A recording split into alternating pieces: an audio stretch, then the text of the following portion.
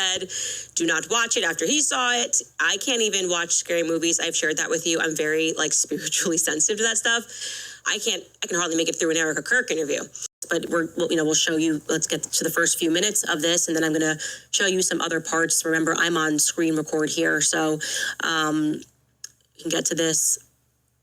And by the way, I think at some point they said they didn't have the footage. They have the footage. Okay, Terrell was at his office when he showed me this, and here we go. You can just play this, and if you guys are just on audio, you'll obviously need to come cut this on video because I can't really describe, obviously the question is being asked. At this moment right here, we had assumed initially that was his recorder or something. I can confirm, you'll see later, that it's whipping fast and it looks white when it whips fast, but that is in fact his necklace. That is his necklace. And I find that for some reason to be very strange that the necklace goes up first.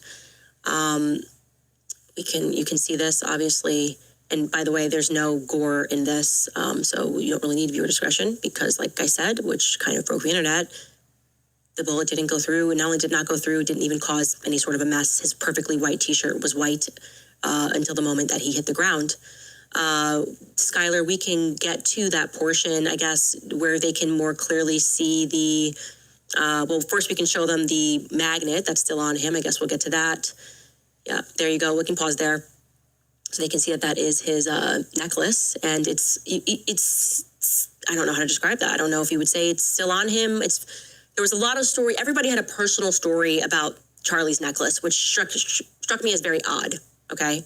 It struck me as odd because, Erica, Frank tells the story about how he came out to get his backpack from the car as the feds were searching it at the hospital, and he saw Charlie's necklace on his backpack, which was in the car. And the feds said, we were looking for that necklace. Really? Why were the feds looking for the necklace? How did they know he had a necklace? That's very strange. Erica, of course, has told several stories about the necklace and how precious the necklace was to him and how grateful she was that she got the necklace back. I think maybe even Brian Harpole had a story about that. I got to go back and look through it. But everyone's got a story about the necklace. It seems like a strange focus of this day. And so I want to just point that out, that it is the necklace that is hanging. You can see that. And maybe you can see it clearer when it's on my phone. So like I said, I'm happy to send around, but you can at some points even see and observe the chain. Again, this is after Charlie is hit. So you are seeing zero blood heading backward. That feels wrong to me. That instantly felt wrong to me for what they are telling us took place here, which is a 30-06. It's not even enough to pretend that this was like an event where it already is, I would say, insane to try to say this was some miracle event and, Charlie's neck stopped this. It gets even crazier when you say, but it didn't even cause any blood. Everything you saw was blood that came because an artery got hit and that went forward. So I just want to say that. I will never buy the narrative that a 30-06 is what killed Charlie Kirk. I'm just not accepting that narrative whatsoever. We can continue and we can sort of point out some more portions here. I just keep going through here. Okay, you can see Charlie was not down. He was always also upward, which I know a lot of people know stuff about. We can kind of look close at that. Is that a recorder? The magnet clasp right there. Some people were wondering. Some people thought that the magnet clasp, I know there was a lot of stuff about the magnet clasp. That's it. It's still on him. I know those things are very powerful. And I think John Bray explained to me that the magnet clasp would have stayed on, but what was behind it would have fallen off because he has a theory. And I think I would say it's a well-adapted theory that the Rode microphone is what was shattered in the backseat of the car. And so I wanted to show that as well so you guys could see that. We can keep scrubbing through here. Only, as you can see on his hand, because blood went forward, is the only place that you see any blood drops here. Whipping again, for sure. You can see Dan actually pushes him, by the way.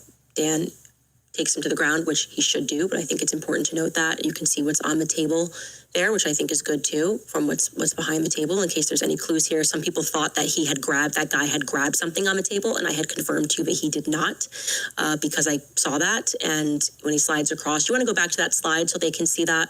Sky, yeah, there's nothing on the table that he grabs. There's a book. It looks like maybe Charlie had a notebook. It looks like, I don't know if there's a way to like slow that down a bit. Yep, there you go. You can see when his hands first come on the table, he does not grab anything. So that is a conspiracy theory that we can shut down.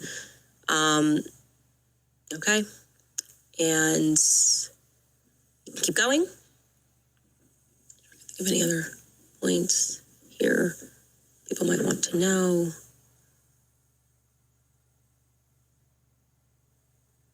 There we go. You can see kind of what's around him more broadly. Speakers. There we go. Yeah, I think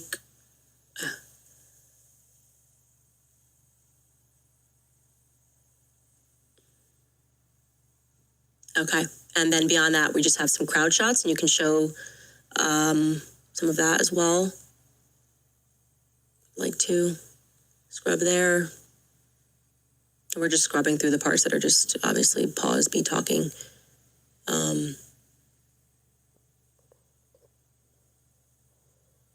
All right, and so that's it.